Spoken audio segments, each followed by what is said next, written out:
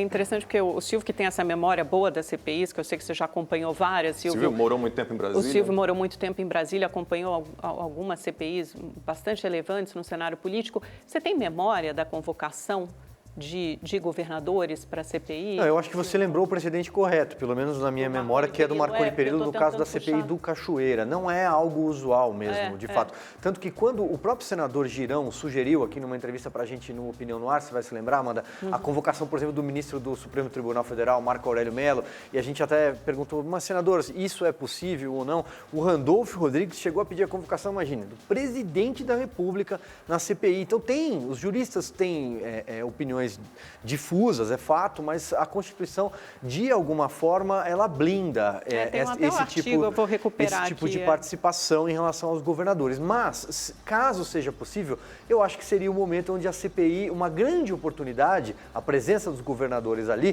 da CPI crescer e deixar de ser esse picadeiro, deixar de ser esse circo, que é, de fato, aquele follow the money, né? Seguir o dinheiro, investigar o covidão. E a única forma de investigar o covidão é ouvindo determinados governadores. Eu, por exemplo, tenho muita curiosidade e até expectativa em ver o depoimento do governador do Pará, o Helder Barbalho, por exemplo, primeiro para saber se o pai dele, o Jader Barbalho, o único senador que tem um assento, ainda que como suplente, que nunca compareceu a uma das 13 sessões da CPI. Então, gostaria de ver o pai interrogando o filho. E também, evidentemente, ouvir os governadores sobre de que forma eles fiscalizaram o uso desse dinheiro. Nós vimos aqui, correu na internet, por exemplo, diálogo entre senadores do Amazonas e um deles vira e fala assim, olha, dinheiro não faltou. Eduardo Braga. Exatamente. Sim, conversando dinheiro com o não faltou. Os bilhões foram, de fato, destinados ao caixa dos governos estaduais e, consequentemente, depois das prefeituras.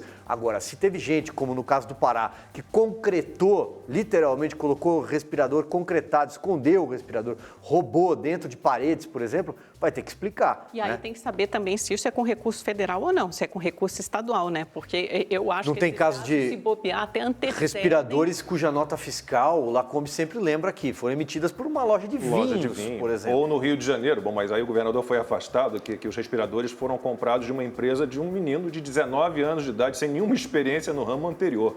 Há muita questão aí a ser investigada. Mas na prática, tecnicamente, senador, o senhor saberia explicar a diferença só para a audiência entender entre um convite e uma convocação? Ele é obrigado a comparecer na convocação, no convite não é? Qual a diferença técnica?